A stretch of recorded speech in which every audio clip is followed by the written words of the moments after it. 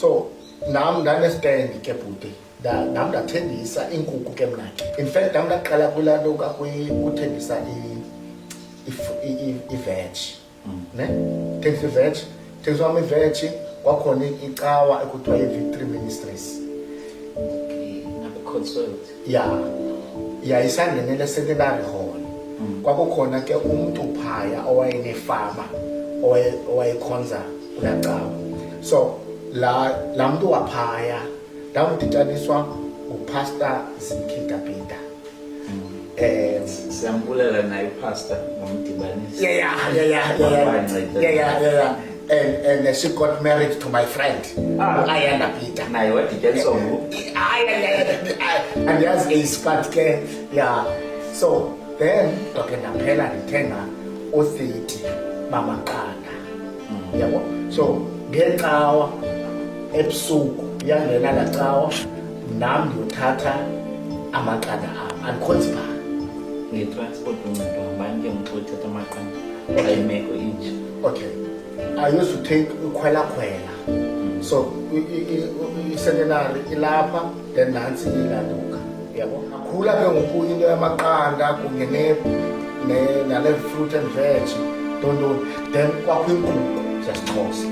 Ndancedwa ke ngumama uMafana lona ke wasincedayo from ekukhuleni kwethu. Utata wakhona wayenevene, so kwafuna manje uyothatha iinkukhu ke kwifama ezesiXhosa. Imileqwa. Yabo. So then what was happening was amaqanda wafumana ngecawa lethi. Ekuseni ngomgqibelo ndifumana iinkukhu zesiXhosa ukuze le mileqwa ityiwe as isapha esaneni. Yabo. Then it grew into ndaphela ke ngoku ndithengisa seyunivesithi ke ngoku.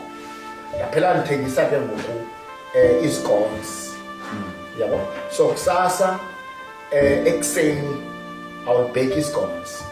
Mna ndihlala kwenye indlu. Then next kwakukho isitovu phaa. Next kwakukho isitovu.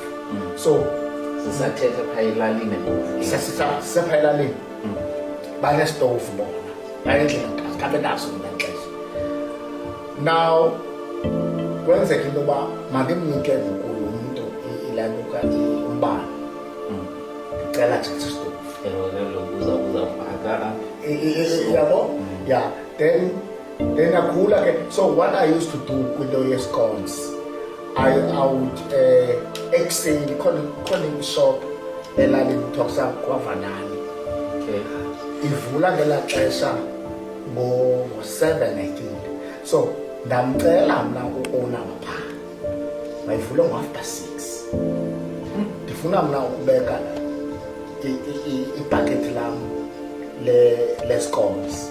Abantwana bazayo esikolweni baye-Arthur Nyoba, eWisile, eJames Gqamlana bazafumana ilunch emnandi enescones eyenziwe.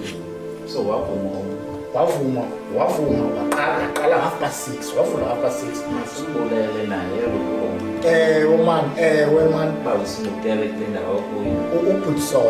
Ubhutsola usekhona kunye noCirha ongasekhoyo. Uba ubhuwa, you know. Uba ubhuwa, in fact, when I was doing my postgraduate, imali yokhwela yokuba ndiye e-NMMU, ndandifuna e-NMMU, ndihlala e-residence e-NMMU. So imali yokhwela yoba ndisuka apha eNew Bright ndiye e-NMMU Summerstrand ndandiphiwa phaa kwabhuwa esikolweni phaa